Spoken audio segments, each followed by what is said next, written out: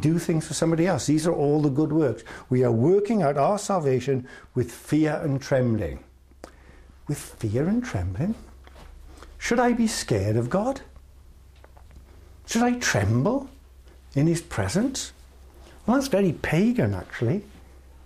Certainly the pagans were very scared of their gods. Felt they had to make extreme sacrifices to pacify their gods. Not only sacrificing animals, but sacrificing humans, sacrificing their virgin daughters, even sacrificing their newborn babies in some cases, to try and pacify these angry gods. Well, no. We know Proverbs says the fear of the Lord is the beginning of wisdom. But the word fear there, as here, means to be in awe of. To be in awe of God. Our God is an awesome God. I mean, when you stand out there at night, it's a lovely clear night tonight, go out there and just look up at the stars. Just look up at the heavens. He created all that lot. And we, more than any other people, any other generation before us, appreciate the vastness of the creation. The Hubble telescope has shown us that. It's just absolutely spectacular. He created that. But there's some things that is even more awesome. He loves all of you. That's awesome. He loves the whole world. I can't understand that. I can't. That's beyond me. He loves sinners. He loves the ungodly. He loves his enemies. I don't have too much trouble loving my wife. I'm pretty good at loving my wife, actually. Right? I don't have too much trouble loving my kids, I don't have too much trouble loving my friends. But my enemies? Well, I've got to the point where I don't retaliate. Maybe I've got somewhere, right? I've got somewhere along that road. But when you look at some of the filth in this world, I'm describing the filth of some people, how can God love them? And yet he does. And as we discussed over the weekend, how on earth could he love Saul of Tarsus after what Saul of Tarsus had done?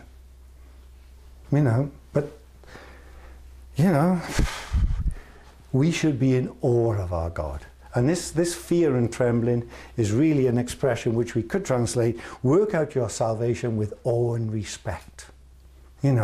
We have to be in awe of God and we have to respect his wishes. That's what we need to do. And that's how we work our salvation out. We work it out and do everything without complaining and arguing. Without complaining and arguing. Well, I don't know what the Americans are like. I have no idea really what the Americans are like. But any of you ever been to Australia? Do you know what the Australians call the British? They call them whinging Poms. Because they're always complaining. The British are always moaning. The British are a nation of malcontents. We're always complaining and moaning about this, about that, about the other. And it's very easy in England to start that attitude. People are always complaining about their salary. They're moaning about their boss. They're grumbling about the job they have to do. It just goes on and on and on. And if you don't watch it, you can end up being like that as a Christian. I don't like being around people who use bad language. If I'm around people who use bad language, I know what's going to happen, and you probably can guess what'll happen. One will slip out.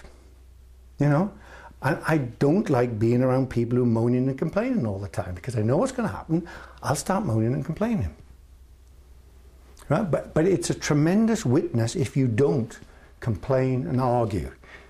Notice what it says here, do everything without complaining and arguing, so that you may become blameless and pure, children of God without fault in a crooked and depraved generation.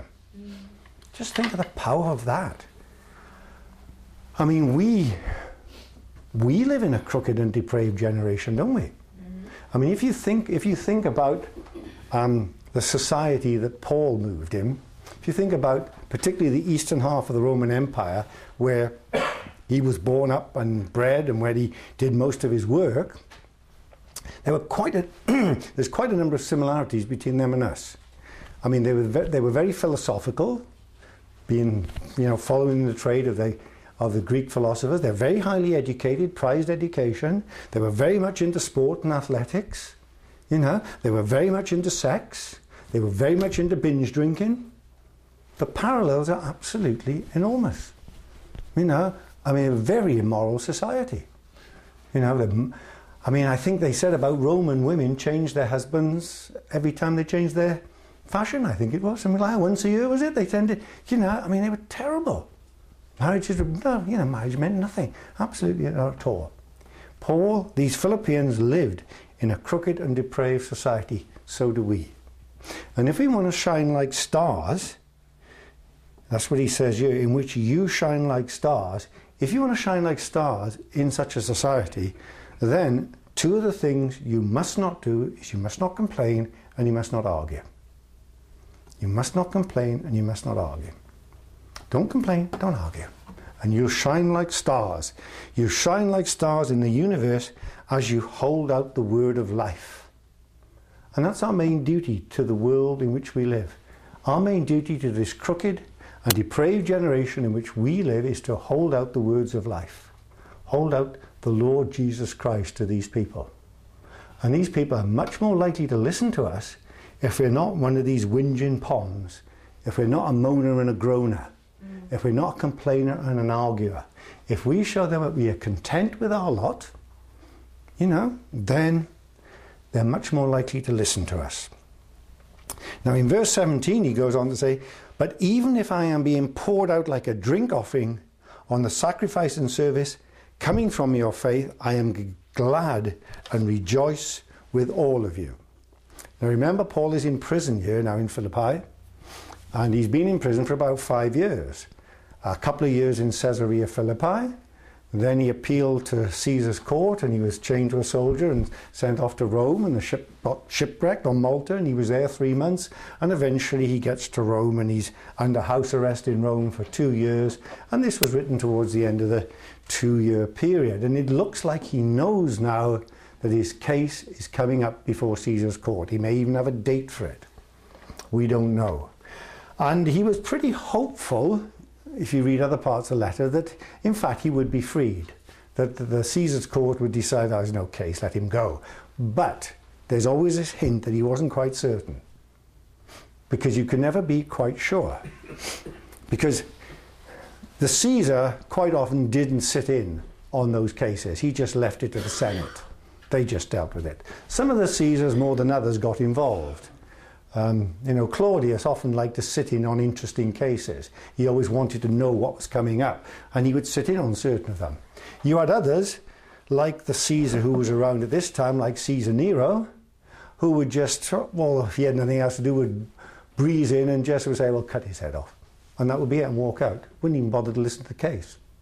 And so Paul was pretty certain, that he was going to be freed, but there was always this hint, even if I am being poured out like a drink offering on the sacrifice and service coming from your faith, I am glad and rejoice with all of you. And earlier in the letter he hints at that too, and he says, even, he's implying even if the case goes against me, I don't want to let down the name of Christ. If I am to be put to death, then I want to do it in a way which will bring honour to Christ. And I should think when Paul was writing those words, he was thinking of the stoning of Stephen. He stood there and he gave the command to stone Stephen to death, and he saw the way Stephen died, and Stephen looked up to heaven and said, don't lay this at their charge. In other words, Stephen was forgiving the people who stoned him to death, and that must have had a big impact upon Paul. So he says, you too should be glad and rejoice with me. You too should be glad and rejoice with me. And elsewhere in the letter he says, look, no matter which way it goes, you must stand firm in your faith. Whether I'm set free or whether I'm put to death, you have to stand firm in your faith. Now, we come on to Timothy here now. He's going to talk about a couple of people, Timothy and Epaphroditus. Now, let's have a look what he says in verse 19 here about Timothy.